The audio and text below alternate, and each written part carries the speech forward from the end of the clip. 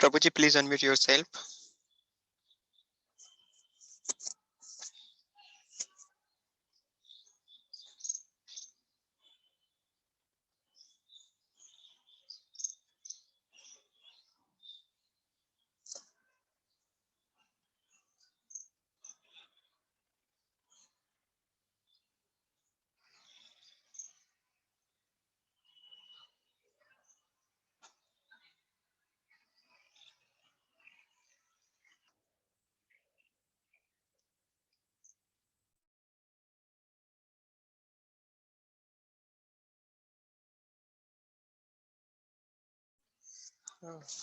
प्रभु जी, आपका आवाज नहीं आ रहा है, आप अभी भी म्यूट है।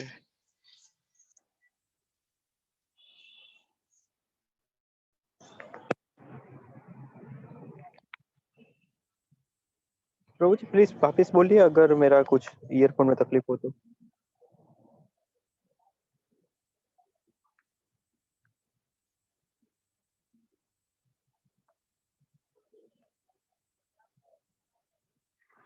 क्या किसी और को प्रभु जी का आवाज सुनाई दे रहा है? कृपया चैट में रखे यस और नो।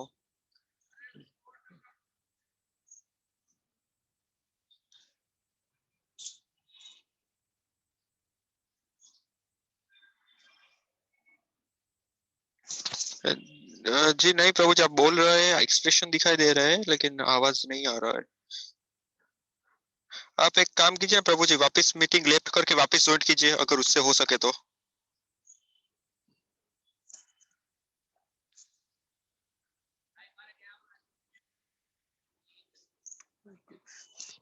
पार्टिसिपेट्स कृपया वेट कीजिए प्रभु जी, विद इन 1-2 मिनट्स टेक्निकल खामियों की वजह से लेक्चर स्टार्ट करेंगे विद इन 2-3 मिनट्स।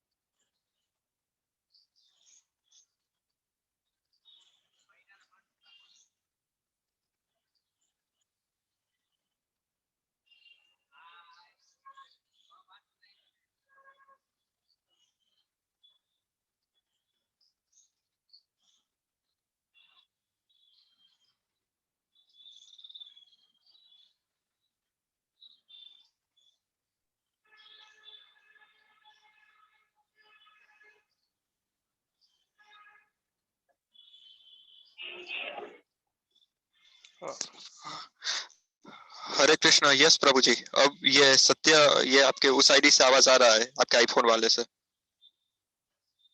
आप अनम्यूट कीजिए प्रभु जी, अनम्यूट।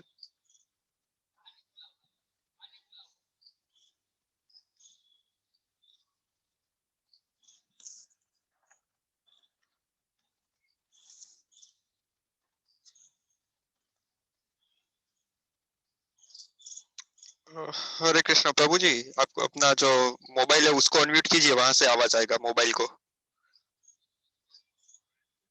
अनम्यूट कीजिए।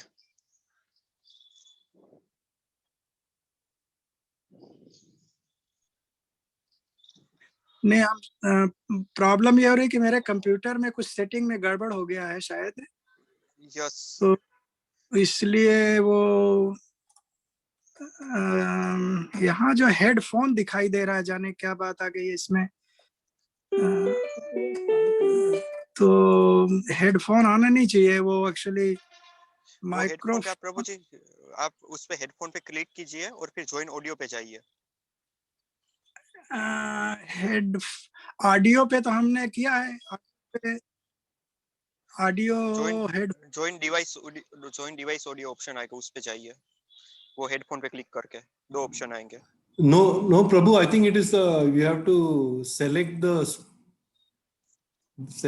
I mean, he has to go there and select which. Test speaker microphone है एक, तो 2 ऑप्शन दे रहा है, वो एक दे रहा है, and second option is like audio setting में टेस्ट स्पीकर दे रहा है, और use separate audio device too, तो उसमें तो जाएगा नहीं, इनपुट लेवल में नहीं जाएगा, recording profile statistics feedback keyword पता नहीं क्या में, लेकिन प्रभु जी अगर आपको कोई प्रॉब्लम ना हो तो आप आज मोबाइल से कंटिन्यू कर सकते हैं, या आपको कुछ पीपीटी वगैरह लैपटॉप से चलानी है? नहीं, पीपीटी तो नहीं चलानी है, मैं कोशिश कर सकता हूँ मोबाइल से ही। यस, वो आपका व्यू भी अच्छा ही आ रहा है, सत्यास आईफोन जो आईडी है उससे बहुत अच्छा व्यू भी आ रहा है, so there is no any problem from that. तो इससे ठीक चल रहा है? यस, तो I think I will continue Hare Krishna.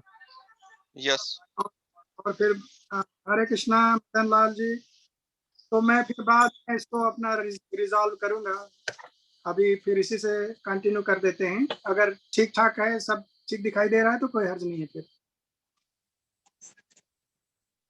ठीक है प्रभु। हेलो, हरे कृष्णा जी प्रभु जी। यस प्रभु जी, आप प्लीज कंटिन्यू कीजिए। जय शिला प्रभुपाद की जय।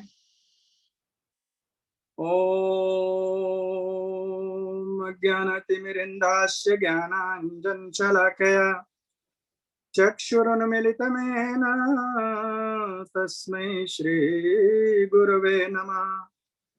नमः विष्णुपादाय कृष्णप्रेष्ठाय भूतले श्रीमते महाविष्णु गोस्वामिने इति नामिने। नमः विष्णुपादाय कृष्णप्रेष्ठाय भूतले श्रीमते भक्ति वेदांता स्वामिने इति नामिने। नमस्ते सारस्वते देवे गौरवाणी प्रचारिणे निर्विशेष शून्यवादी पाश्चात्य देशे तारिणे। जय श्री कृष्ण चैतन्य प्रभु नित्यानंद श्री अद्वैत गदाधर श्रीवासादि गौर भक्त वृंद। हरे कृष्ण कृष्ण कृष्ण हरे हरे, हरे राम राम राम हरे हरे। नमो महावदान्याय कृष्ण प्रेम प्रदायते कृष्णाय कृष्ण चैतन्य नामने गौर तुसे नमः। तप्त कांचन गौरांगी श्री राधे वृंदावनेश्वरी वृषभानुसुते देवी प्रणमामि हरिप्रिये। हे कृष्ण करुणा सिंधु दीनबंधो जगत्पते गोपेश गोपिका कांत श्री राधा कांत नमोस्तुते। कृष्णाय वासुदेवाय देवकी नंदनाय च नंद गोप कुमाराय गोविंदाय नमो नमः।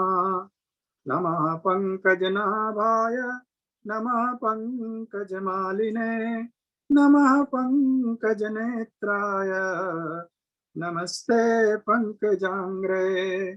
नमस्ते वासुदेवाय नमः संकर्षणाय च प्रद्युम्नाय अनिरुद्धाय तुभ्यं भगवते नमः। वाञ्छाकल्पतरुभ्यश्च च कृपा सिन्धुभ्येव च पतितानां पावनेभ्यो वैष्णवेभ्यो नमो नमः। वैष्णवेभ्यो नमो नमः। सर्वप्रथम हम परात्पर परब्रह्म परमेश्वर निखिल ब्रह्मांड नायक करुणा वरुणालय भक्तवांछा कल्पतरु तड़ित दिप पीतांबरधारी मुरली मनोहर भगवान श्री श्री ब्रजेंद्र नंदन तथा उनकी ह्लादिनी शक्ति परम करुणामयी जगत जननी वृषभानुनंदिनी श्रीमती राधिका रानी के श्री कमलवत चरणों में अपना दंडवत प्रणाम अर्पण करते हुए भगवान श्री श्री जगन्नाथ बलभद्र सुभद्रा महारानी, भगवान श्री श्री प्रहलाद नृसिंहदेव, भगवान श्री श्री गौरनिताय तथा उनके समस्त पार्षद गणों के श्री कमलवत चरणों में अपना दंडवत प्रणाम अर्पण करते हुए जगत गुरु नित्य लीला प्रविष्ट अष्टोत्तर शत श्री श्रीमद अभय चरणारविंद स्वामी शिला प्रभुपाद तथा अष्टोत्तर शत श्री श्रीमद महाविष्णु गोस्वामी महाराज के कमलवत चरणों में अपना दंडवत प्रणाम अर्पण करते हुए आप समस्त भक्त भागवत के श्री कमलवत चरणों में अपना दंडवत प्रणाम अर्पण करते हुए आज के इस श्रीमद् भागवत की कथा के शुभारंभ हेतु अनुमति चाहते हैं। भगवान श्री राधा नील माधव की महती कृपा से हम सबको श्रीमद् भागवत के माध्यम से पिछले एक वर्ष से सत्संग लाभ करने का सुअवसर श्री वैष्णव सेवा जी प्रभु की कृपा से प्राप्त हो रहा है। ये हम सबका परम सौभाग्य है। श्रीमद् भागवत का श्रवण आप सब जानते हैं, इसकी महत्ता को। यही हमारे जीवन का आधार है। हमारे गुरुदेव के प्राणों में, उनके रोम रोम में, उनके श्वास श्वास में श्रीमद् भागवत रचा। हमने उनके जीवन से सीखा है कि श्रीमद् भागवत का आश्रय लेने से किसी भी जीव का कल्याण कितना सुगम हो सकता है। हम सब उसी भागवत के माध्यम से भगवान श्री कृष्ण की मधुराति मधुर बाल आस्वादन कर रहे हैं और उन लीलाओं में प्रमुख बाल लीला भगवान की जो दामबंधन लीला है, दामोदर लीला है, श्रवण हम पिछले कई सत्रों से कर रहे हैं। पिछले सत्र में हम लोगों ने श्रवण किया है कि भगवान उखल बंधन को माता के वात्सल्य प्रेम की रस्सी से स्वीकार किए हैं। तत्पश्चात उन्होंने विचार किया है कि उनके माध्यम से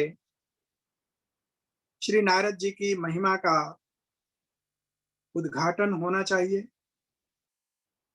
और वह माध्यम बने हैं कुबेर के दो पुत्र नलकुबर और मणिग्रीव। आपने देखा पिछले सत्र में देवर्षि श्री नारद जी महाराज जो भक्त चूड़ामणि हैं, उन्होंने नलकुबर और मणिग्रीव को उनकी धन वैभव की अभिमान के कारण, मदांधता के कारण, कामांधता के कारण दुखी होकर के उनके कल्याण के लिए उनको शापित करते हैं। हम लोगों ने पिछले सत्र में श्रवण किया था, भगवान श्री नारद जी की महिमा का श्रवण किया और ये भी श्रवण किया कि किसी के दोष या गुण का विवेचन करना हमारा अपना कर्तव्य नहीं है। वही व्यक्ति किसी के दोष की आलोचना कर सकता है जो उसके दोष के निवारण करने में सक्षम हो। यदि उसमें उसको क्षमता नहीं है तो उसको अपने को उसमें निहित होने से वर्जित करना चाहिए। श्री नारद जी महाराज नलकुबर और मणिग्रीव को नग्नावस्था में अन्य स्त्रियों के साथ व्यवहार करते हुए जब देखे हैं उनका मन बहुत दुखी हुआ है, उन्होंने इनके उद्धार की कामना की है, इनको शापित किया है। क्यों शापित किया है, इसका हमने पूर्ण रूप से पिछले सत्र में रिवीजन किया। नारद जी महाराज जैसे महात्मा जिनका कि दर्शन किसी को हो जाए तो उसका कल्याण निश्चित है, ऐसी अवस्था में नलकुबर और मणिग्रीव जो वास्तव में श्री नारद जी का दर्शन नहीं कर रहे थे, ये तो विधि का विधान ऐसा बना कि उनको नारद जी के दर्शन ना चाहते हुए भी हो गया। कई लोग प्रश्न उठाते हैं कि नारद जैसे महात्मा, जहां पर कोई भी व्यक्ति अवैधानिक कार्य कर रहा हो वहां पर उनको जाना ही नहीं चाहिए था, तो नारद जी वहां गए ही क्यों, उस रास्ते से ही क्यों गए? वास्तव में नारद जी उनकी वजह से नहीं गए थे, या उनको देखने के लिए नहीं गए थे, या उनका उद्देश्य नहीं था। वो तो बदरिकाश्रम जा रहे थे और अपने धुन में, अपनी भक्ति में श्रीमन नारायण नारायण नारायण जपते हुए, वीणा बजाते हुए, नाचते गाते जा रहे थे। उनका तो ध्यान जो है भगवान पर केंद्रित था। वो तो समाधिस्थ अवस्था में बस केवल भगवत दर्शन की प्रेरणा में चले जा रहे थे। उनकी आवाज, उनके कीर्तन को उन नारियों ने सुना जो उन दोनों देवताओं के साथ उस क्रीड़ा में संलग्न थी। उन लोगों ने श्रवण किया। श्रवण करने के बाद तुरंत उन्होंने अपने शरीर को वस्त्रों से ढक लिया। लेकिन ये दो उद्दंड कुबेर पुत्र सुनने के बाद भी चिल्लाते रहे, शोर मचाते रहे और क्रीड़ा में रत रहे। इनके शोर के शब्द को सुन करके नारद जी का ध्यान भंग हुआ। तब उन्होंने इन लोगों की ओर देखा और देख करके इनको बहुत दुख हुआ। तो वास्तव में नारद जी की वजह से उधर नहीं गए थे, वो तो अपने मार्ग में जा रहे थे। ये तो संयोग, विधि का विधान ऐसा बना कि ये उनके दृष्टि पथ में आ गए, क्योंकि इनका कल्याण होना था। तो आपने देखा कि भगवान श्री नारद जी ने विचार किया कि जब कोई भी व्यक्ति धन में अंधा हो गया हो तो उसके अंधेपन को दूर करने का सबसे सरल उपाय है कि उसके आंख में गरीबी का, दरिद्रता का अंजन लगा दिया जाए, जिससे कि वो अपने वास्तविक स्वरूप को देख सके कि वास्तव में यह धन, ये वैभव, ये सब नश्वर है, यह टिकाऊ नहीं है। जो टिकाऊ होने वाली चीज है वो उसकी आत्मा है, वो उसको पहचाने। तो वो अपने को पहचाने, संसार को पहचाने और अपनी वास्तविक स्थिति में स्थिर हो जाए।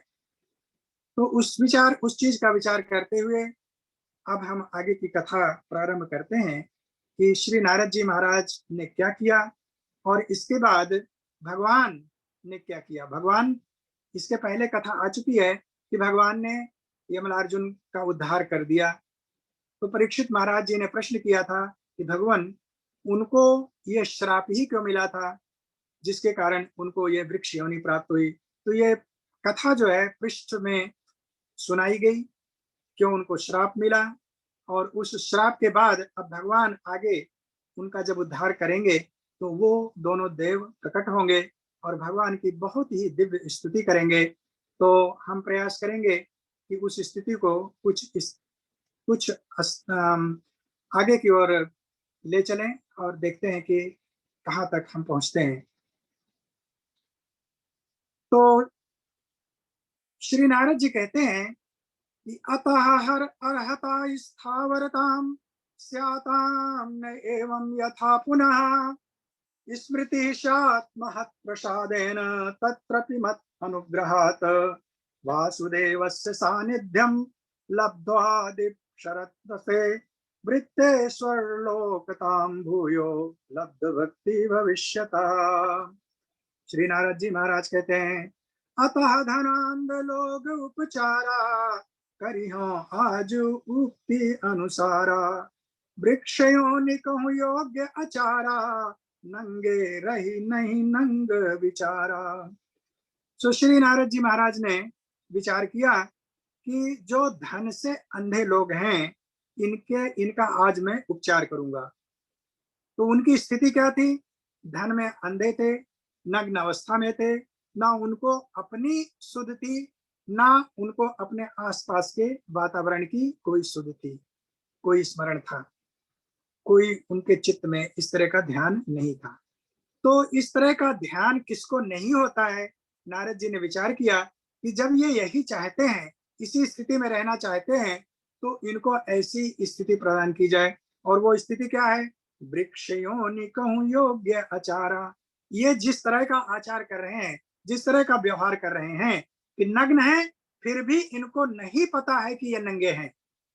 तो ऐसा कौन है जिसको ये पता नहीं होता है? वृक्ष है। वृक्ष नग्न अवस्था में खड़ा रहता है, कितने कितने वर्षों तक खड़ा रहता है, उसको कुछ भी विचार नहीं होता है कि वो किस अवस्था में है। तो नारद जी ने सोचा कि इनको वृक्ष योनि प्रदान किया जाए, जिससे कि ये जो चाहते हैं वो भी हो और इनका अपना प्रायश्चित भी संग संग हो जाएगा। नंगे रही नहीं नंग विचारा, ये नंगे हैं लेकिन नग्नता का कोई विचार नहीं है। पुनि धन मद अपराध न आई, स्त्री लंपट भाव भुलाई। और जब ये वृक्ष में योनि में चले जाएंगे तो इनके मन से धन का अभिमान भी चला जाएगा और जो स्त्री लंपटता इनके मन में भरी हुई है वो भी समाप्त हो जाएगी।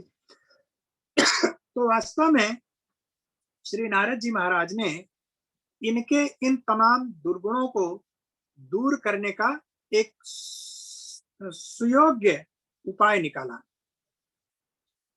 आगे कहते हैं कि करुणा सिंधु देवर्षि महाना, दीन शाप की कल्याणा। श्री नारद जी के लिए यहाँ पर कितना सुंदर विशेषण प्रयोग में शिला सुखदेव गोस्वामी महाराज ले आ रहे हैं। कह रहे हैं कि करुणा सिंधु है श्री नारद जी महाराज, देवर्षि हैं, देवताओं में सर्वश्रेष्ठ ऋषि के समान है और समस्त जीवों पर अहेतु की करुणा करने वाले हैं। उन्होंने इन यक्ष पुत्रों को श्राप दे करके इनका महत् कल्याण किया है। देखिए, किसी को जब श्राप दिया जाता है तो जिसको श्राप दिया जाता है, जब उस व्यक्ति को पता चलता है कि कोई अपराध हो गया है, तो वो श्राप देने वाले से क्षमा याचना करता है कि प्रभु हमको क्षमा कर दीजिए, हमसे त्रुटि हो गई, अब भविष्य में ऐसा कुछ नहीं होगा और हमारे इस श्राप के उन्मूलन का क्या उपाय है, कृपया आप इसे बताएं। ये सारी चीजें घटित होती हैं, जैसा कि आपने इतिहास में पुराणों में पहले से सुन रखा है। लेकिन जो करुणामय भक्त वत्सल साधु होते हैं वो वास्तव में श्राप नहीं देते हैं।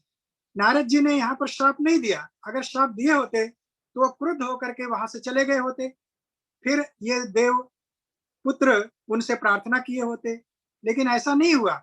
उन्होंने श्राप दिया और श्राप देने के तुरंत बाद इनको उस श्राप से मुक्ति का उपाय भी बता दिया। क्या बताया? उनको पूछना नहीं पड़ा। कुबेर सुतन कछु विनती करते, शाप मुक्ति कहूं युक्ति निहरते। कृपा मूर्ति नारद हित ध्याई, उन कहूं मुक्ति उपाय बताई। कृपा मूर्ति, कृपा की मूर्ति श्री नारद जी महाराज ने उनको उस शाप से मुक्त होने का उपाय भी तुरंत बता दिया। उनको पूछने की आवश्यकता नहीं पड़ी। और क्या बताया? हे कुबेर कहूं आत्मजो वृक्ष मह जाई, यही घटना स्मृत रही हमारी कृपा लहाई। उन्होंने कहा कि हे कुबेरात्मजों, तुम लोगों को वृक्ष योनि में जाना पड़ेगा, लेकिन उस योनि में रहते हुए भी तुमको आज की इस घटना का पूरा स्मरण रहेगा। मतलब तुम्हारी स्मृति सदा बनी रहेगी। इसके दो कारण हो सकते हैं। एक तो ये कि स्मृति अगर बने रहेगी तो तुमको पश्चाताप करने का सुअवसर प्राप्त होगा, और दूसरा, इस स्मृति के कारण तुम भगवान की भक्ति कर सकोगे, साधना कर सकोगे। वृक्ष योनि में रहते हुए भी तुम भगवत स्मरण कर सकोगे। देवन कहूं 100 साल पही, स्वयं कृष्ण भगवान, जो मोह पही करते सदही परम अनुग्रह ध्यान, तिनहि कृपा स्पर्श अरु दर्शन पाई सुहाय, उनकी प्रेमा भक्ति कहूँ प्राप्त करहु निरुपाय। वृक्ष योनि सो मुक्त होई पावहु देव शरीर, भगवत धाम की प्राप्ति कहूँ शुभ अवसर गंभीर।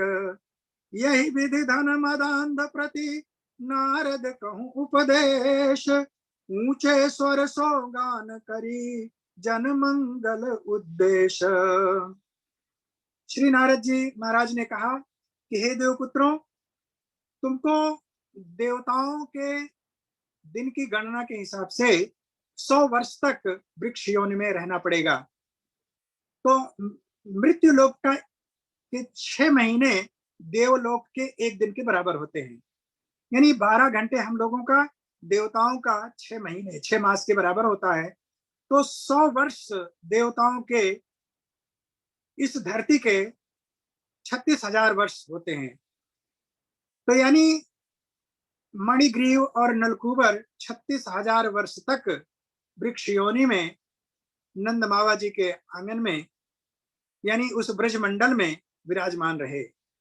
और समझिए कि 36 वर्ष तक उन्होंने घोर तपस्या की। क्यों? क्योंकि उनको स्मरण था, उनको अपने पूर्व जन्म की घटनाओं को क्या किया था क्या नहीं किया था वो सब उनको पता था।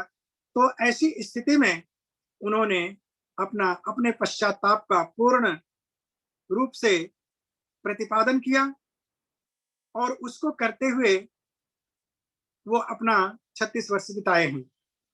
भगवान श्री नारद जी ने कहा कि 36,000 वर्ष पूर्ण होने के बाद भगवान श्री कृष्ण द्वापर युग में अवतार लेंगे और उनके माध्यम से तुम्हारा कल्याण होगा, तुमको उनका दर्शन होगा, उनकी भक्ति प्राप्त होगी। तो वास्तव में भगवान की भक्ति प्राप्त करना, उनका दर्शन करना, ये किसी भी व्यक्ति के जीवन का चरम कल्याण है, उसका परम लक्ष्य है। बड़े बड़े ऋषि मुनि, अमलात्मा विमलात्मा, परमहंस, योगी, ध्यानी भगवान के चरणारविंद का एक क्षणिक दर्शन करने के लिए युगों युगों तक, जन्म जन्मांतर तक घोर तपस्याएं किया करते हैं, फिर भी उनको ऐसा सुअवसर प्राप्त नहीं होता है जो सुअवसर नारद जी की कृपा से इन 2 देवपुत्रों को प्राप्त होने वाला है। तो वास्तव में श्री नारद जी महाराज ने इन लोगों का कल्याण किया और इस श्राप को और श्राप के विमोचन के उपाय को श्री नारद जी ने ऊंचे स्वर से सुनाया। ऊंचे स्वर सो गान करी जन मंगल उद्देश्य। जन मंगल का उद्देश्य ध्यान में रखते हुए, यानी कि जो धन के वैभव के मोह में अंधे हुए लोग हैं वो सुन लें, वो श्रवण कर लें कि उनकी गति क्या होगी। ये तो भाग्यशाली हैं, इनको नारद जी जैसे महात्मा का दर्शन हुआ है और इनको वरदान दिया है कि इनका कल्याण भगवान श्री कृष्ण के द्वारा होगा। लेकिन हम लोगों को विचार करना चाहिए कि हम कैसे हैं, हमारी स्थिति क्या है और हमको आशीर्वाद देने वाला कौन मिलेगा, जो हम इस सांसारिक माया में फंसे रह करके अपने समय का दुरुपयोग कर रहे हैं। तो ऐसे धनांध, मदांध, कामांध लोगों को नारद जी महाराज ने बड़े ऊंचे स्वर से सुनाया कि देख लीजिए आज इन दोनों की गति क्या हो रही है। 36,000 वर्ष तक इनको एक वृक्ष की योनि में रहना पड़ेगा, जहां पर सर्दी, गर्मी, वर्षा, तमाम तरह की आपत्तियों विपत्तियों को सहते हुए इनको एक जगह पर, एक स्थान पर स्थिर रहना पड़ेगा। तो हम सबको इससे प्रेरणा लेनी चाहिए, इससे शिक्षा लेनी चाहिए। ऐसा कहते हैं, कह करके अब सुखदेव जी महाराज कहते हैं कि श्री नारद जी ने क्या किया।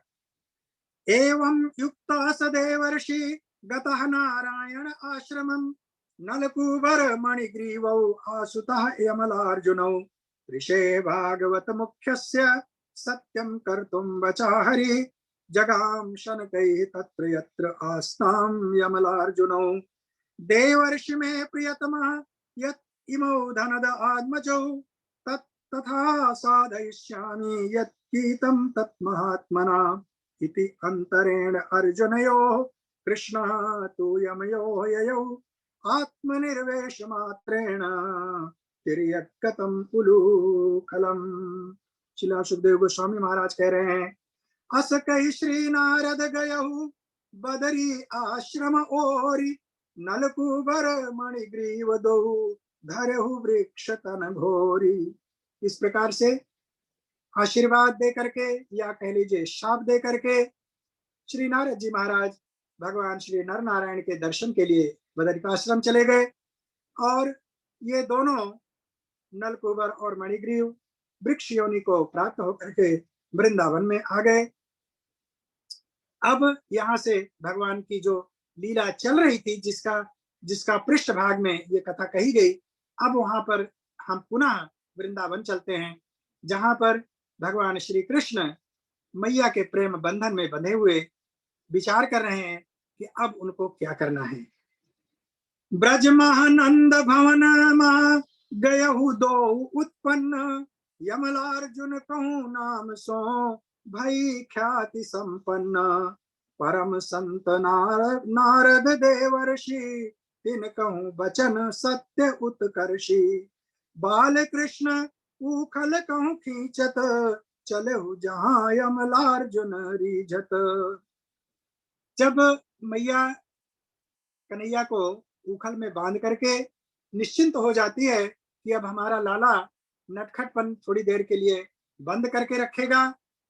याद स्मरण करिए, जब मैया ने कन्हैया को बांधने के लिए पकड़ने का प्रयास किया था, तो उस समय जो माता और कृष्ण के बीच में संवाद हुआ था, कन्हैया ने कहा था कि मैया अगर तू मुझे बंदरों जैसा कहती रहेगी तो मैं बंदरों के साथ ही जंगलों में चला जाऊंगा और फिर तेरे पास वापस नहीं आऊंगा। तो मैया थोड़ा डर गई थी कि ये नटखट कुछ भी कर सकता है, कहीं ऐसा ना हो कि ये भाग ही जाए। तो इसको थोड़ी देर के लिए इस उखल में बांध देती हूँ, जिससे कि इसका चित्त जो है स्थिर हो जाएगा और तब तक मैं थोड़ा अपना काम जो घर का है वो समाप्त कर लूंगी, फिर इसके बाद इसको खोल दूंगी। इस बीच में भगवान श्री कृष्ण, देखिए ये सारी लीलाएं जो हो रही हैं, माता यशोदा जो वात्सल्य की मूर्ति है, करुणा की मूर्ति है, उनके मन में इतनी कठोरता कभी आ सकती है क्या कि वो कृष्ण को, अपने लाडले को उखल से बांध दे। जो मैया भगवान श्री कृष्ण जब अपने आंख को मींचने लगते थे तब उनका मन विह्वल हो जाता था कि कन्हैया को कहीं कुछ दुख तो नहीं हो गया, कुछ समस्या तो नहीं आ गई, कुछ कष्ट तो नहीं हो गया। वो मैया कृष्ण को, अपने लाडले को, अपने प्यारे को कहीं उखल से बांध सकती है? वो कभी नहीं कर सकती है। ये सब केवल इसलिए हुआ है, भगवत इच्छा है। भगवान ऐसा चाहते थे तो योग माया ने अपनी शक्ति का प्रदर्शन किया है, जिससे कि भगवान अपनी बाल लीला का आस्वादन कर सकें और उसके माध्यम से मैया के हृदय में जो कठोरता उत्पन्न की, उसका मूल कारण था यहाँ पर श्री नारद जी की वचन की सत्यता को प्रमाणित करना और नलकुबर और मणिग्रीव का उद्धार करना। इन दोनों के उद्धार करने के लिए भगवान ने ये सारी लीला रची थी।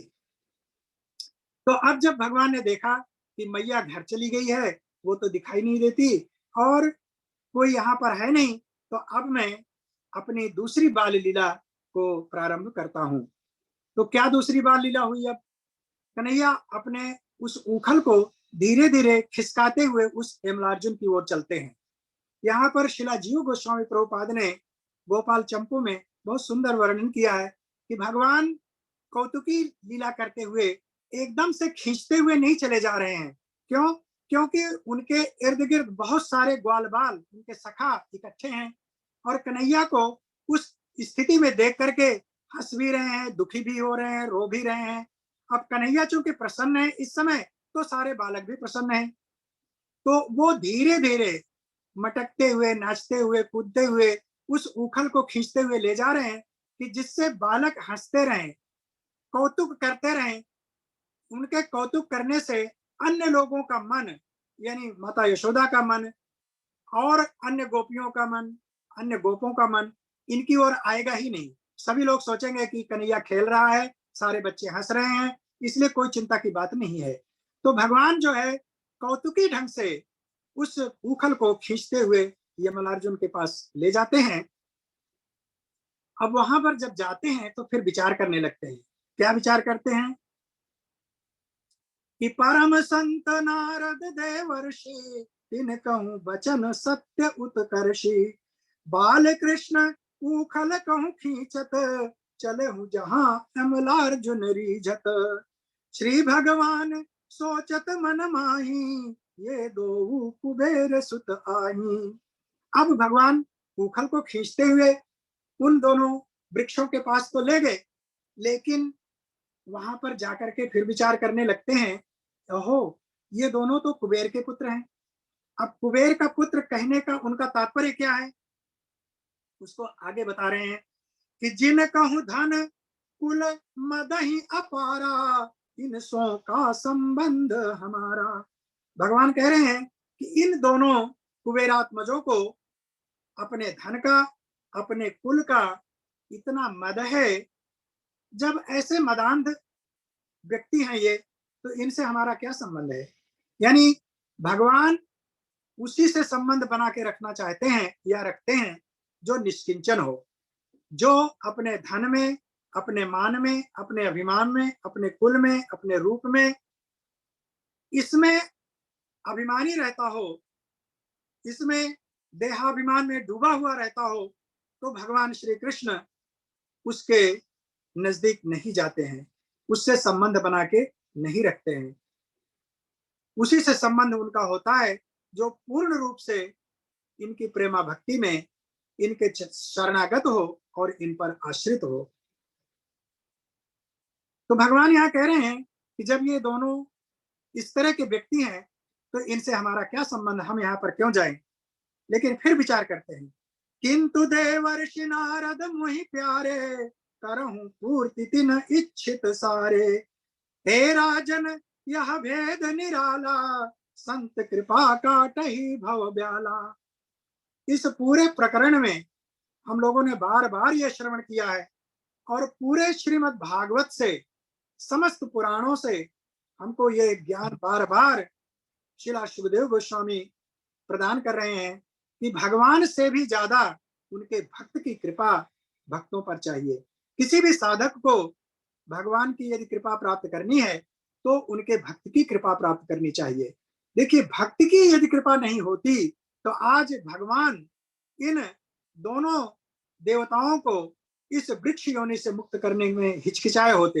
हिचकिचाहट आई भी उनके मन में, शंका भी आई, लेकिन तुरंत अपने परम प्रिय भक्त श्री नारद जी का उनको स्मरण आ गया कि नारद ने, हमारे भक्त ने इनके उद्धार के लिए कामना की है। तो यदि हमारे भक्त ने कामना की है तो उसकी वाणी मृषा नहीं जा सकती है, व्यर्थ नहीं जा सकती है। इसलिए इनका तो उद्धार अब करना ही पड़ेगा, भले ही इनसे हमारा कोई संबंध नहीं है, लेकिन चूंकि हमारे भक्त ने इनसे संबंध बना रखा है, तो भक्त के संबंध के नाते मैं इनसे अब अपना संबंध बनाऊंगा। देखिए, श्री निमि महाराज जी ने इसी बात को बड़े सुंदर शब्दों में कहा है। अभी हमने थोड़ी देर पहले आपको बताया कि इन दो दुरात्माओं ने नारद जी का दर्शन नहीं किया, नारद जी की दृष्टि इन पर पड़ी और एक महापुरुष की, एक संत की, एक भक्ति की कृपा दृष्टि जिस व्यक्ति पर पड़ जाए तो उस पर भगवान की कृपा दृष्टि, उनका स्नेह, उनकी करुणा अपने आप पड़ जाती है। तो इसी बात को कहते हैं, दुर्लभो मानुषा देहा देहिनाम क्षणभंगुरः, तत्रापि दुर्लभम मन्ये वैकुंठ प्रिय दर्शनम। निमि महाराज जी नवयोगेंद्र का दर्शन करने के बाद समस्त अपने यज्ञ कार्य को वहीं पर स्थगित कर देते हैं और कहते हैं कि भगवान के वैकुंठ प्रिय दर्शन, जो भगवान के प्रिय भक्त हैं, उनका क्षण मात्र का सत्संग यदि मिल जाए तो यही जीवन का सबसे बड़ा लाभ है। तो संतों का दर्शन, उनका सत्संग, यही सबसे बड़ा हमारे जीवन का पुरुषार्थ है, सबसे बड़ा लक्ष्य है, उसका साक्षात प्रमाण आपके सामने यहाँ पर यमलार्जुन उद्धार में भगवान श्री कृष्ण स्वयं प्रकट कर रहे हैं। भगवान श्री महाप्रभु चैतन्य देव स्वयं कहते हैं ना कि साधु संग सर्व शास्त्रे कय, लव मात्र साधु संगे सर्व सिद्धि है। एक लव मात्र के लिए साधु का संग सकल सिद्धियों की प्रदाता हो जाती है। और संतों ने भी यही कहा है कि कबीर संगति साधु की नित प्रति करिए जाए, दुर्मति दूर बहावती देसी सुमति बताए। जितनी भी हमारी दुर्मति है वो साधु संगत से दूर हो जाती है और सुमति हमारे हृदय में विराजमान हो जाती है। तो इसलिए साधु संग करना चाहिए। भले ही इन दोनों को साधु संग इनकी इच्छा से नहीं हुआ, लेकिन देखिए डॉक्टर जो है, वैद्य जो है, उसकी औषधि के गुण को यदि हम ना भी जाने तो भी वो औषधि अपना गुण जानती है। जैसे भगवान के नाम का स्मरण, भगवान का दर्शन यदि हम यह जानकर ना भी करें कि इसमें कुछ नहीं, इसमें कोई फायदा नहीं है, हम समझते नहीं है कि हम राम का नाम ले रहे हैं, कृष्ण का नाम ले रहे हैं, भगवान का दर्शन कर रहे हैं, तो इसमें कुछ होने वाला है। हम पत्थर की मूर्ति ही समझ करके क्यों न देख रहे हों, लेकिन वह मूर्ति सच्चिदानंद घन है, वह नाम सच्चिदानंद घन है। उसका जो अपना गुण है वो अपना गुण नहीं छोड़ेगा। उस गुण से जो हमको लाभ प्राप्त होने वाला है वो तो प्राप्त होगा ही होगा, क्योंकि औषधि अपने गुण को धारण करके रखती है और वो हमारे शरीर में किसी भी रूप में जाए, चाहे जबरदस्ती जाए चाहे मन से जाए, वो अपना प्रभाव डालेगी ही। तो भले ही इन कुबेर पुत्रों ने नारद जी का दर्शन इच्छा पूर्वक नहीं किया, लेकिन दर्शन तो हुआ, इन्होंने देखा तो, और नारद जी की कृपा दृष्टि इन पर पड़ी तो इनका कल्याण निश्चित था। इसी बात को श्रील सुखदेव गोस्वामी कहते हैं कि संत कृपा सो भक्ति लहाए, भगवत प्राप्ति सुगम हो जाए।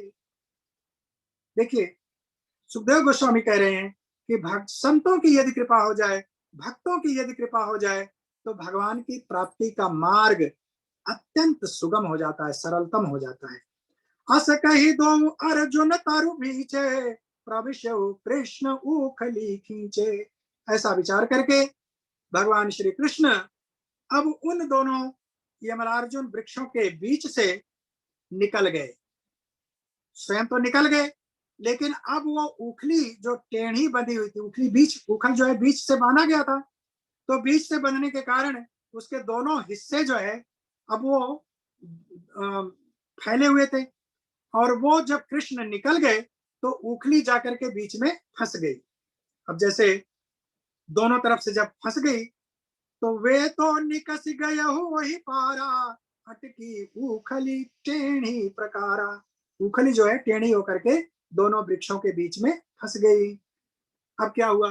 बालेन निष्कर्षता अन्वक उलूखलम तद, दाम उदरेण तरसा उत्कलित अंघ्रिबंधौ, निष्पते तो परम विक्रमित अतिवेप, स्कंद प्रवाल वितपौ कृतचंड शब्दौ। तो अब जब भगवान उसमें से निकल गए तो यहाँ पर एक बहुत ही सुंदर शब्द का प्रयोग किया। श्रील सुखदेव गोस्वामी महाराज ने भगवान के उस रूप का वर्णन किया।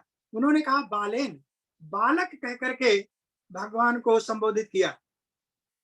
एक बालक, छोटा सा शिशु जो अभी क्रॉल करता है, थोड़ा चलना सीख लिया है, थोड़ा बहुत भाग भी लेता है, लेकिन अब 2-3 वर्ष के बालक में कितनी क्षमता हो सकती है।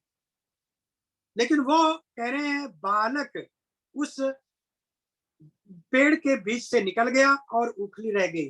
तो आचार्यों ने इस पर श्रील हरिशौरी जी महाराज ने इस बालक की विवेचना की है। बाल का माने कृष्ण, ये कोई साधारण बालक नहीं है, ये तो अद्भुत बालक है। का मतलब ब्रह्मा और बाल का मतलब बाल, रोम। जिसके रोम रोम से करोड़ों करोड़ों ब्रह्मा और ब्रह्मांड प्रकट होते हों, वो ये बालक है। ये कोई साधारण बालक नहीं है, हम जैसे बालक नहीं है, ये तो बहुत ही अद्भुत बालक है जो अभी अभी इन दो वृक्षों के बीच से गुजरा हुआ है। तो ऐसा अद्भुत बालक, उसका अब विवरण दे रहे हैं। पेट बंधे उखली कहूं, कृष्ण तलिक बल लाई, अपने पाछे खींचते दीन वृक्ष गिराई। ये बालक है, कितना अद्भुत बालक है कि उस उखली में बंधे रहने के बाद और दूसरी ओर से जो रस्सी उनके पेट में बंधी हुई है उस पर जरा सा झटका दिए, अपने पेट से जरा सा झटका लगाए और उन दोनों यमलार्जुन वृक्षों को गिरा दिए। विचार करिए कि ये यमलार्जुन वृक्ष 36,000 वर्ष पुराने हैं और इनकी जड़ें पाताल लोक तक गई हुई हैं। इतना विशाल वृक्ष और एक छोटा सा बालक, जो उखली भी कितनी बड़ी हो सकती है, 4 फीट 10 फीट, इससे ज्यादा तो बड़ी नहीं हो सकती है। और वो रस्सी जिसमें भगवान बंधे हुए हैं वो भी क्या है, कुछ भी नहीं है, छोटी सी पतली सी रस्सी है जिससे कि मैया अपने दूध का दही का मंथन करती है। उसमें कितना बल होगा, कितनी मोटी हो सकती है जो इतने विशाल यमलार्जुन वृक्ष को गिरा सकती है। लेकिन भगवान ने उसको गिरा दिया। यहां पर आचार्य भाव देते हैं कि भगवान ने विचारा कि यदि कोई भक्त भगवान की महिमा के प्रति, उनकी भक्ति के प्रति कोई कार्य करता है, कोई कार्य संपादन करता है, तो उससे उसके आराध्य की कीर्ति और ज्यादा प्रसारित होती है। तो भगवान ने सोचा कि नारद जी हमारी महिमा का विस्तार करने के लिए यह लीला रचे, इन दोनों को श्राप दिए जिससे कि मैं इनका उद्धार करूं और मेरे उद्धार करने से मेरी कीर्ति इस संसार में फैलेगी कि एक छोटे से बालक ने इतने बड़े वृक्ष को गिरा दिया, उससे 2 देवता प्रकट हुए और उनका कल्याण हो गया। तो इसको भी ध्यान में रखते हुए भगवान ने इन वृक्षों को गिराया कि हमारे भक्त ने मेरी कीर्ति को प्रसारित करने की योजना बनाई है, तो मैं अपने भक्त के इस भाव को अवश्य स्वीकार करूंगा और उसको पूर्ण करूंगा। परम पुरुष भगवान कहूं, परम शक्ति विस्तार। अब उस बालक शब्द की व्याख्या श्रीला सुखदेव गोस्वामी कह रहे हैं कि वो बालक क्या है। परम पुरुष भगवान कहूं, परम शक्ति विस्तार, तना पत्र टहनी सहित जड़ सो दीन उखार। ऐसा बालक है, वो परम पुरुष है, भगवान है, परम शक्ति से भरा हुआ है और उस परम शक्ति का विस्तार करके कन्हैया ने इस वृक्ष के तना पत्ती टहनी जड़ सहित सब उखाड़ करके गिरा दिया। और गिरा तो कैसे गिरा, दाएं बाएं कृष्ण कहूं, 2 वृक्ष भारान, तनिक चोट नहीं मध्यमा, रहे उत्कृष्ट हर्षान। अब देखिए वृक्ष गिरे, इतने बड़े विशाल वृक्ष गिरे हैं, लेकिन कन्हैया के दोनों तरफ गिरे हैं, दाएं बाएं गिरे हैं और बीच में वो विराजमान है। उनको जरा सा भी ना चोट लगी है, ना खरोच लगी है, उनके शरीर पर एक पत्ता भी आकर के नहीं छुआ है। ऐसी है भगवान की दिव्य महिमा, ऐसी है भगवान की दिव्य लीला।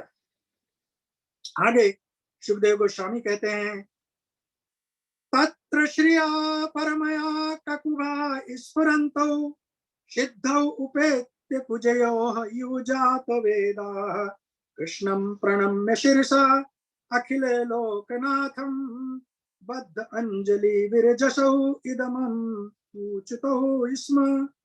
कृष्ण कृष्ण महायोगिन् त्वम् आद्य पुरुषः परः, व्यक्त अव्यक्तम् इदं विश्वं रूपं ते ब्राह्मणा विदुः, त्वम् एकः सर्वभूतानां देह आत्म इंद्रिय ईश्वरः, त्वम् एव कालः भगवान् विष्णु अव्यय ईश्वरः।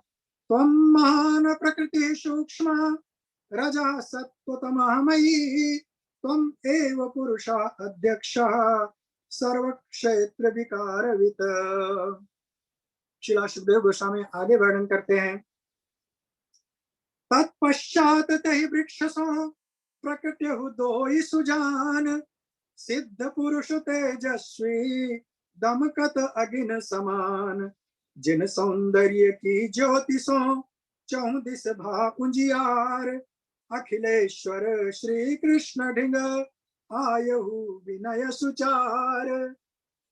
यहाँ पर एक दिव्य स्थिति प्रकट हो रही है, एक अद्भुत दृश्य आपको देखने को मिल रहा है। आप वृंदावन जाइएगा, आप अपने चित्त को उस दिव्य दृश्य में स्थिर करिए जहां पर यह लीला हो रही है और दर्शन करिए कि भगवान की वो माधुर्य लीला, वो अलौकिक लीला कैसे हो रही है, कैसे घटित हो रही है। और संत की कृपा इन भक्तों, इन दोनों दुरात्माओं के ऊपर कैसे हुई है और इनका परिवर्तन कैसे हुआ। और आप ये देखें कि श्री नारद जी महाराज ने इनको श्राप दिया था या वरदान दिया था। जब श्री नारद जी मणि ग्रीव और नरकुबर से मिले हैं तो उस समय इन दोनों की स्थिति बहुत ही खराब थी, यानी कि ये दोनों अपनी निकृष्टतम अवस्था में थे। इनके शरीर में कोई तेज नहीं था, मलिन चित्त के थे, दुर्व्यसन में लगे हुए थे।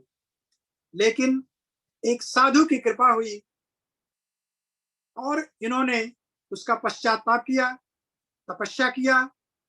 और आज जब भगवान का साक्षात इनको दर्शन हुआ तो अब श्रीला सुखदेव गोस्वामी उन्हीं मलिन आत्माओं का कैसा सुंदर वर्णन कर रहे हैं, कैसी काया में उनके परिवर्तन हो गया है। अब आप इसका विचार करें। कह रहे हैं कि तत्पश्चात तेहि वृक्षसो प्रकट्यहु दोई सुजान। सुजान दो सुंदर जन, सुंदर व्यक्ति प्रकट हुए। अभी तक वो दुर्जन थे, जब वो नग्न अवस्था में थे, मदांध थे, व्यभिचारी प्रवृत्ति में लगे हुए थे, तब तक वो दुर्जन थे। लेकिन अब वो सज्जन हो गए, सुजान हो गए। कैसे हो गए?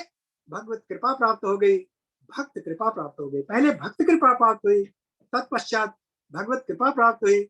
और उन दोनों की कृपा प्राप्त होने से यह दुष्ट व्यक्ति अब ये सज्जन व्यक्ति बन गए, सुजान हो गए, सुंदर हो गए, सुयोग्य हो गए। फिर इनका क्या कहते हैं? सिद्ध पुरुष। अब ये सिद्ध हो गए, अभी तक असिद्ध थे, इनकी कोई भी स्थिति इस संसार में नहीं थी। यदि श्री नारद जी महाराज की कृपा इनके ऊपर नहीं हुई होती तो ये किस नरक में गए होते, इसका अनुमान कोई नहीं लगा सकता है। लेकिन आज श्रीला सुखदेव गोस्वामी महाराज कह रहे हैं कि सिद्ध पुरुष तेजस्वी, तेजस्वी हो गए। इनके शरीर से ऐसा तेज निकल रहा था, दमकत अग्नि समान, कि अग्नि के समान इनके शरीर से, इनके वपु से तेज निकल रहा था। एक विरोधाभास देखिए, कृष्ण के शरीर से यहाँ पर कोई तेज नहीं निकल रहा है, लेकिन इन दो देवताओं के शरीर से ऐसा तेज निकल रहा था कि चारों ओर का वातावरण उस समय ज्योतिर्मय हो गया था। भगवान जिनकी नख मणि चंद्रिका की ज्योति से सारा ब्रह्मांड ज्योतिर्मय है, जो ब्रह्म ज्योति के अधिष्ठाता हैं, आज उनके शरीर से कोई ज्योति नहीं निकल रही है। क्यों? क्योंकि वो मनुष्य लीला कर रहे हैं। उन्होंने अपने समस्त शक्तियों का संवरण कर रखा है, अपने उस तेज को भी उन्होंने छिपा रखा है। तो आज वो तो मानव लीला कर रहे हैं, लेकिन उनके भक्त की कृपा से इन दो देवताओं को जो सिद्धि प्राप्त हुई है, उसका तेज आज सारे ब्रह्मांड को भगवान दिखा रहे हैं।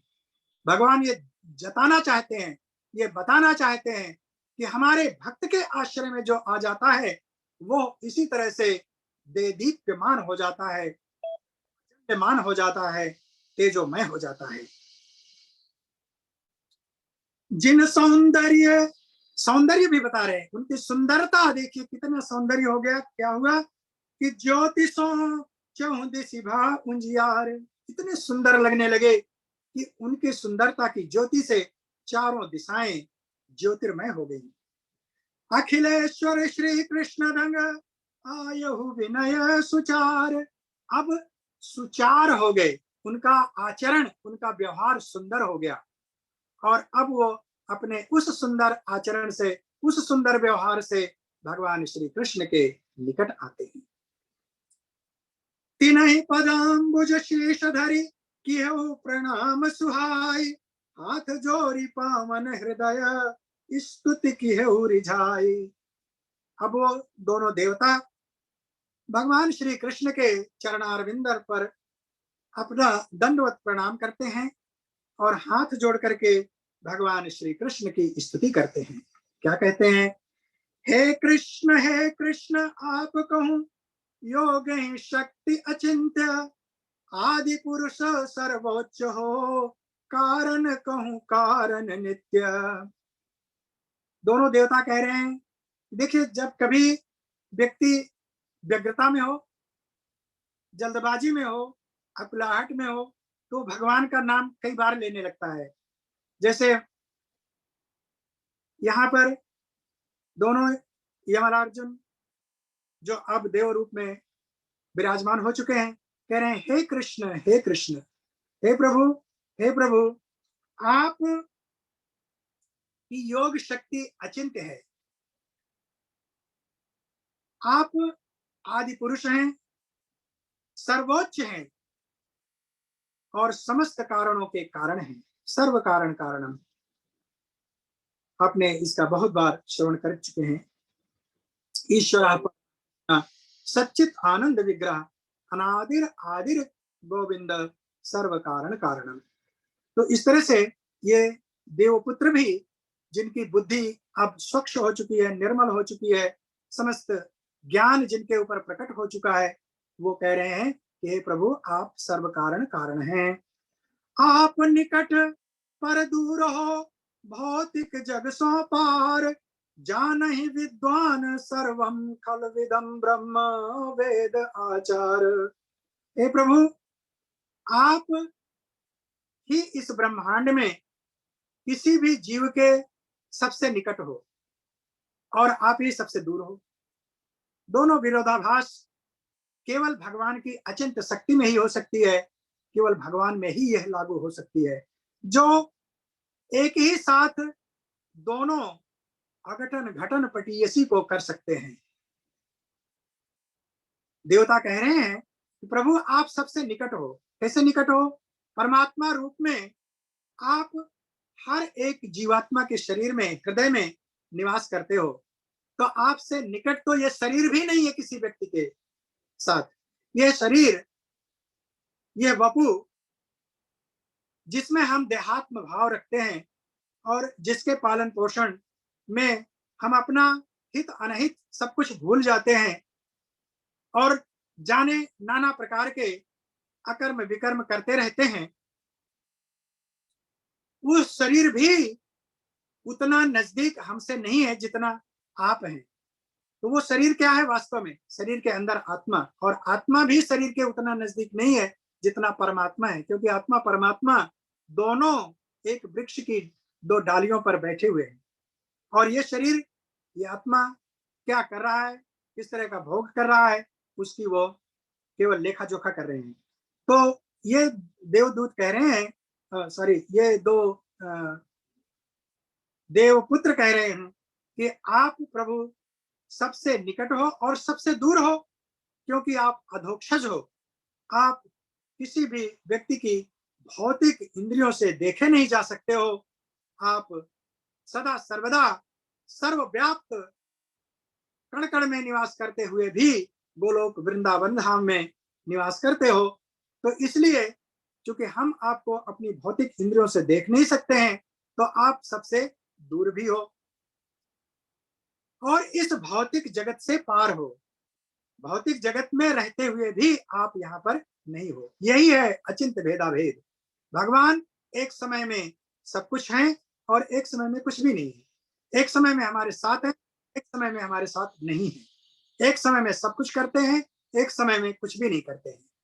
यही है हमारे गौड़ीय मत का सिद्धांत, अचिंत भेदाभेद, जिसको आज ये दोनों देव पुरुष अब अपनी दिव्य स्थिति में आने के बाद पूर्ण रूपेण स्मरण कर रहे हैं। उनको पूर्ण ज्ञान हो चुका है। अब भगवान के सामने जो आ जाए, भगवान का जिसका संस्पर्श हो जाए और भगवान के भक्त की जिन पर कृपा हो जाए, उसको भला ज्ञान कैसे नहीं प्राप्त हो जाएगा? उसको कुछ भी दुर्लभ नहीं रह जाएगा। फिर कह रहे हैं कि जान ही विद्वान सर्वम खल्व विदम ब्रह्म। विद्वान सब जानते हैं कि आप इस ब्रह्मांड के कण कण में विद्यमान रहने वाले परमात्मा वासुदेव ब्रह्म आप ही हो। परम नियंता सर्वेश्वर यही विराट संसार, स्थूल सूक्ष्म बहुरूप महा तव स्वरूप विस्तार। हे भगवान, आप ही इस संसार के, इस ब्रह्मांड के परम नियंता हो। परम नियंता कह रहे हैं, देखिए एक एक शब्द में सुखदेव गोस्वामी ने गूढ़ रहस्य भर रखा है। नियंता बहुत सारे हैं, ब्रह्मा विष्णु महेश इंद्र सूर्य वरुण चंद्र, ये सब क्या है? नियंता है। ये सब अपने अपने विभाग के नियामक हैं, संचालक हैं। लेकिन हे कृष्ण, आप परम नियंता हैं, आप इनके भी नियामक हैं। उसको और आगे स्पष्ट कर देते हैं, कहते हैं सर्वेश्वर परम नियंता सर्वेश्वर यही विराट संसार। और आप सर्वेश्वर हैं। जो ब्रह्मा विष्णु शिव चंद्र इंद्र वरुण इत्यादि हैं, ये तो ईश्वर हैं, लेकिन आप इन सब के भी ईश्वर हैं। और इस विराट संसार के नियंता आप हैं। स्थूल सूक्ष्म बहुरूप महा तव स्वरूप विस्तार। और इस ब्रह्मांड की जितने भी दृश्य अदृश्य वस्तुएं हैं, उन सब में हे कृष्ण आप ही विराजमान हैं। आपकी शक्ति इन सब के अंदर उपस्थित है। सिद्ध पुरुष जब कृष्ण चरण आई, किहु प्रणाम बहु स्थिति गाई। मनहु कृष्ण का हे तेजस्वी, मैं गोपाल बंधा हूं रस्सी। इस तरह से जब ये देव पुरुष भगवान श्री कृष्ण की स्तुति कर रहे थे, उनको सर्वे सर्वा बता रहे थे, जगत नियंता बता रहे थे, सर्वेश्वर बता रहे थे, सर्व कारण कारण बता रहे थे, स्थूल सूक्ष्म सर्वत्र विराजमान बता रहे थे, तब भगवान श्री कृष्ण मानो इन लोगों की ओर देखते हैं और कहते हैं कि मनोहु कृष्ण का है तेजस्वी, मैं गोपाल बंधा हूं रस्सी। भैया, हे तेजस्वी, हे देवताओं, आप मेरी स्तुति इस तरह से क्यों कर रहे हो?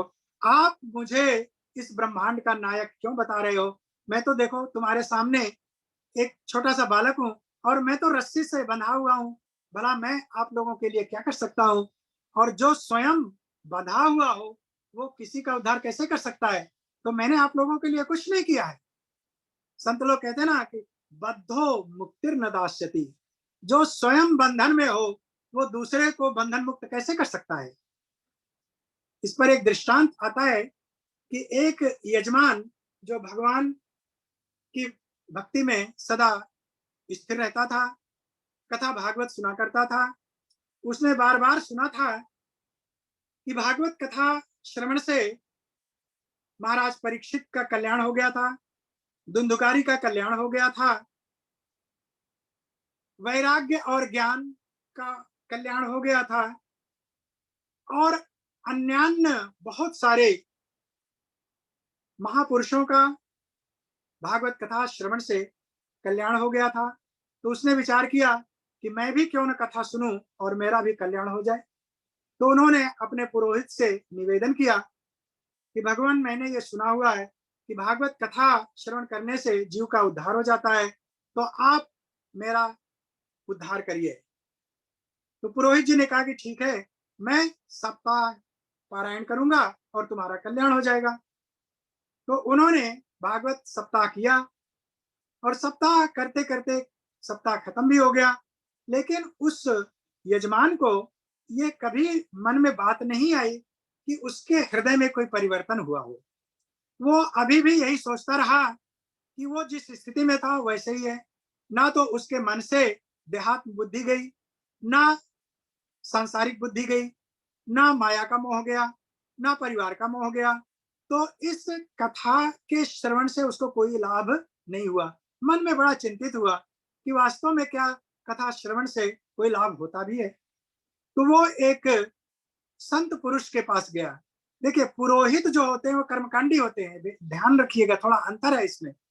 कर्मकांड में जो पुरोहित लोग, अपना व्यवसायी लोग होते हैं, उनका ध्यान दक्षिणा में होता है, और दक्षिणा जब तक मिलती रहे, जितना ज्यादा मिलती रहे, वो कथा कहते रहेंगे। लेकिन भगवान के प्राप्ति करने के लिए जब तक वक्ता और श्रोता दोनों कृष्णार्थी नहीं होते हैं, तब तक किसी को भी लाभ नहीं होने वाला है। वक्ता को भी कृष्णार्थी होना पड़ेगा, केवल कृष्ण की प्राप्ति के लिए या कृष्ण की भक्ति प्रदान करने के लिए वो कथा कहे, और श्रोता कृष्णार्थी हो, केवल कृष्ण की भक्ति प्राप्त करने के लिए कथा का श्रवण करे, तब उन दोनों को लाभ प्राप्त होगा। इन दोनों में से भी यदि कोई एक कृष्णार्थी है और दूसरा धनार्थी है, तब ना तो कृष्णार्थी को, ना तो श्रोता को कोई लाभ होगा, ना तो वक्ता को कोई लाभ होगा। दोनों को एक स्तर पे आना पड़ेगा। भगवान सुखदेव, परीक्षित महाराज दोनों कृष्णार्थी थे। गोकर्ण जी, धुंधुकारी दोनों कृष्णार्थी थे। और जब सनकादिक ऋषि ने भागवत कही है, कथा कही है, तो उस समय भक्ति महारानी, ज्ञान, वैराग्य, नारद जी महाराज और उपस्थित समस्त सभासद कृष्णार्थी थे। उनको केवल कृष्ण की भक्ति चाहिए थी, कृष्ण का प्रेम चाहिए था, तो इसलिए उनका कल्याण हो गया। लेकिन यहाँ पर पुरोहित जी की कथा से उनको कोई लाभ नहीं हुआ।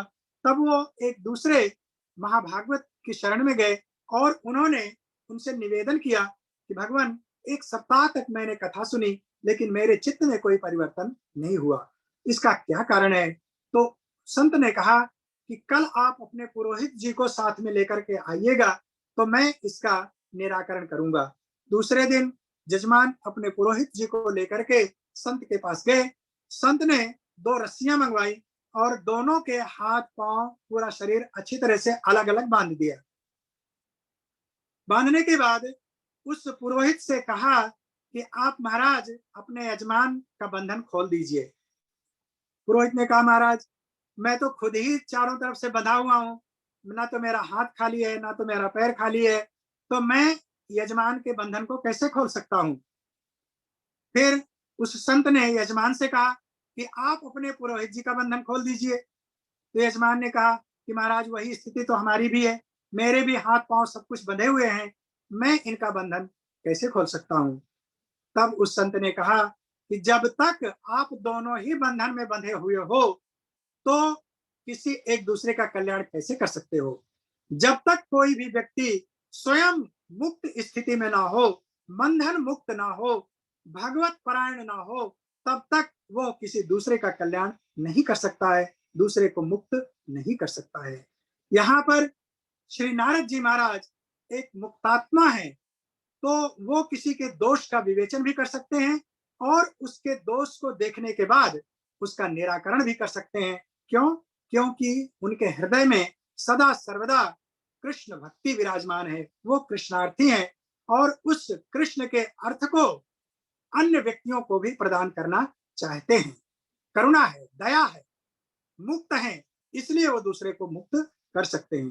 तो जब तक कोई भी व्यक्ति मुक्त ना हो, वो दूसरे को मुक्त नहीं कर सकता है। इसीलिए कहा गया है कि बद्धो मुक्तिर्न दास्यति, बद्ध आत्मा दूसरी आत्मा को मुक्ति प्रदान नहीं कर सकता है। तो अब यहाँ पर भगवान बंधन में है, तो वो दूसरे को कैसे मुक्त कर सकते हैं? देखिए, भगवान बंधन में कभी हो ही नहीं सकते हैं। ये तो उनकी अचिंत शक्ति है, ये लीला शक्ति है। वो यहाँ पर इस बंधन को दिखा रहे हैं। ये प्रेम का बंधन है, ये रस्सी का बंधन नहीं है, ये माया का बंधन नहीं है, ये तो मैया यशोदा का के प्रेम का बंधन है। इस प्रेम के बंधन में वो बंधे हुए हैं, उसको वो स्वयं भी नहीं खोल सकते हैं और इस संसार का कोई भी व्यक्ति नहीं खोल सकता है। यदि उस बंधन को कोई खोल सकता है तो जिसने बांधा है, और वो बांधने वाली भी क्या है, वो परम मुक्तात्मा है, मुक्तात्माओं की मुक्तात्मा है, जो मुक्तों को भी मुक्त प्रदान करने वाली है, वो है माता यशोदा। उसने बंधन डाला हुआ है, तो ये कोई बंधन नहीं है, ये तो वास्तव में प्रेम का बंधन है। तो लेकिन फिर भी चूंकि भगवान बाल लीला कर रहे हैं, मनुष्य लीला कर रहे हैं, तो उन देवताओं से कहते हैं कि मैं तो स्वयं बंधन में हूं, तो आप लोगों को बंधन मुक्त कैसे कर सकता हूं। तो इस पर फिर आगे भगवान कहते हैं कि क्यों कर मोहि सम्मान जतावहु, मोहि अबोध बालक गुण गावहु। हे देवताओं, आप मुझे सम्मान क्यों दे रहे हो? मैं तो एक अबोध बालक हूँ, दूध पीता हुआ बच्चा हूँ, आप मेरे गुण का गान क्यों कर रहे हो? तब दो यक्ष परम हरसाई, बोले प्रभु जानहु सच्चाई। तब वो दोनों देवपुत्र मुस्कुराने लगे और मुस्कुराते हुए कहते हैं कि हे प्रभु, हे दया निधान, मैं आपकी सच्चाई को जानता हूं और कृपा करके आप इसे श्रवण करें। तो ये अब स्तुति यहाँ से प्रारंभ होती है। मुझे लगता है कि हम समय ज्यादा ले चुके हैं और थोड़ा समय देर से भी प्रारंभ हुआ। आज मेरे कंप्यूटर में तकनीकी रुकावट आ गई थी और वो अभी भी बनी हुई है। ये तो भला हो इस व्हाट्सएप का, इसने इस कार्य को बाधित नहीं होने दिया। तो कथा भगवान की कृपा से, आप सबके आशीर्वाद से यहाँ तक मैं कह सका। मैं सोच रहा हूँ कि चूंकि अब आगे बड़ी दिव्य स्तुति इन देवताओं ने भगवान की है, तो मैं आज सोचा था मैंने कि इसको शायद समाप्त कर लूंगा, फिर आगे कोई दूसरी कथा कहूंगा, लेकिन अब लग रहा है कि भगवान की ऐसी इच्छा है कि उनकी स्तुति स्वतंत्र रूप में बड़े ढंग से, व्यवस्थित ढंग से हम सब उसका रसास्वादन करें। तो हम अब आज की इस कथा का यहीं विराम करते हैं और जो भी त्रुटि हुई हो इसके लिए क्षमा याचना चाहते हैं और आप सब भक्तों का आशीर्वाद चाहते हैं कि इस भगवान श्री नारद की कृपा हम सबके ऊपर बनी रहे और हम सब इस श्रीमद् भागवत के माध्यम से, सत्संग के माध्यम से अपने हृदय में भगवत भक्ति के बीज को अंकुरित करते हुए उनकी करुणा कृपा को प्राप्त करके अपने जीवन को सफल कर सकें। श्रीमद् भागवतम की जय। भगवान श्री नारद जी महाराज की जय। नड़ी मणि ग्रीव नरकुबर महाराज की जय। अब ये महाराज हो चुके हैं, इनकी जय जयकार होनी चाहिए, क्योंकि अब इनकी कृपा से हम लोगों का कल्याण संभव है। भगवान श्री श्री राधा नील माधव की जय। भगवान श्री श्री जगन्नाथ बलभद्र सुभद्रा महारानी की जय। भगवान श्री श्री सीताराम लक्ष्मण हनुमान जी महाराज की जय। भगवान श्री श्री नृसिंह प्रहलाद की जय। समस्त भक्त वृंद की जय। शिला प्रभुपाद की जय। शिला गुरुदेव जी महाराज की जय। हरे कृष्ण। हरे कृष्णा। अगर किसी का कोई प्रश्न है तो प्रश्न पूछ सकते हैं। भाविक, हरे कृष्णा भाविक। धन्यवाद प्रणाम प्रभु। दंडवत प्रभु जी, दंडवत। आप भले कितना लेट शुरू हुआ पता नहीं, क्योंकि मैं शायद 6:15 को ज्वाइंट हो गया था, लेकिन बिल्कुल ऐसा लगा नहीं कि भाई समय जा रहा है। ऐसा लगा कि अभी कुछ समय गया ही नहीं। आप बोलते बहुत लेट हुआ करके, हमको बिल्कुल मेरे को तो बिल्कुल पता नहीं चला प्रभु जी, मैं आपको बता रहा हूँ। बहुत सुंदर रियली प्रभु, आपके मुखार विंद से जो आप रसपान हमको दे रहे हैं उसका कोई शब्दों में वर्णन नहीं होगा।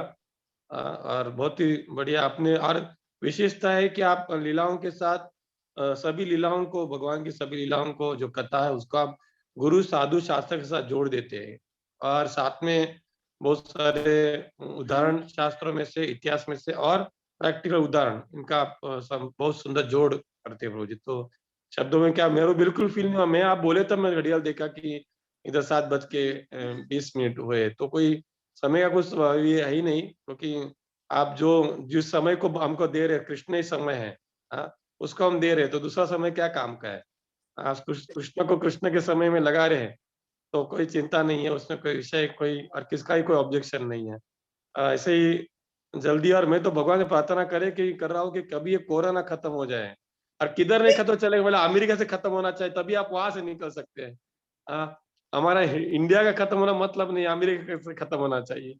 और फ्लोरिडा में ज्यादा पहला, फ्लोरिडा का खत्म हुआ तो आप यहाँ पे आ सकते हैं प्रभु जी। रियली आप जल्दी जल्दी कुछ प्लान करना प्रभु, कि यहाँ पे भागवत सप्ताह अथवा ये रियली आपकी जो वाणी है प्रभु जी, उसमें जो मधुरता है, ज्ञान का जो मिश्रण है, वो बहुत जरूरी है जनसामान्य पब्लिक के लिए, क्योंकि आप में देखता हूँ कि आप में महाराज ने वो शक्ति भरी है कि जनसामान्य को खींच सकते हैं प्रभु, समझा। फिलोसॉफी का सुंदर कॉम्बिनेशन, आप फिलोसॉफी जैसे हम बच्चों को कड़वी दवा पिलानी है तो मिठास में कड़वी दवा पिलाते हैं, तो उस तरह आप फिलोसॉफी हमको पिरस रहे प्रभु, पता ही नहीं चलता क्या फिलोसॉफी दे रहे करके। बहुत सुंदर लग रहा है। अब जल्दी जल्दी हम भी प्रार्थना करते हैं, आप भी प्रार्थना कीजिए, अभी आप उधर चिपक के मत रहिए प्रभु आप। और वो महाराज का मैं प्रार्थना ज्यादा महाराज जी का ऑडियो टेप में आपको भेजना बाकी रह गया, भेजूंगा।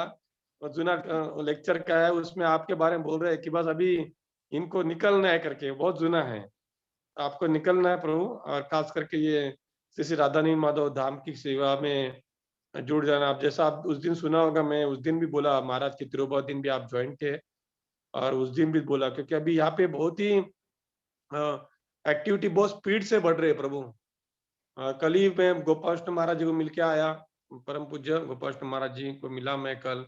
वो भी हमारे सभी कार्यों से बहुत ही संतुष्ट है, और उन्होंने प्रचार पे जोर देने को कहा। यार यहाँ पे हमको 3-4 सेंटर भी अपने कार्य क्षेत्र में बढ़ने के चांसेस है, तो बहुत सारे प्रचारक बाहर से भी आएंगे, लेकिन मैं चाहता हूँ कि महाविष्णु महाराज जी का ये स्थान है, तो उनके शिष्यों इसमें ज्यादा जवाबदारी के साथ आगे आए, ऐसे मेरी इच्छा है प्रभु जी। तो जरा प्लानिंग करना, कि कोरोना का ज्यादा नहीं है, कितना महीना है ज्यादा नहीं, लेकिन वो सबका अंत है।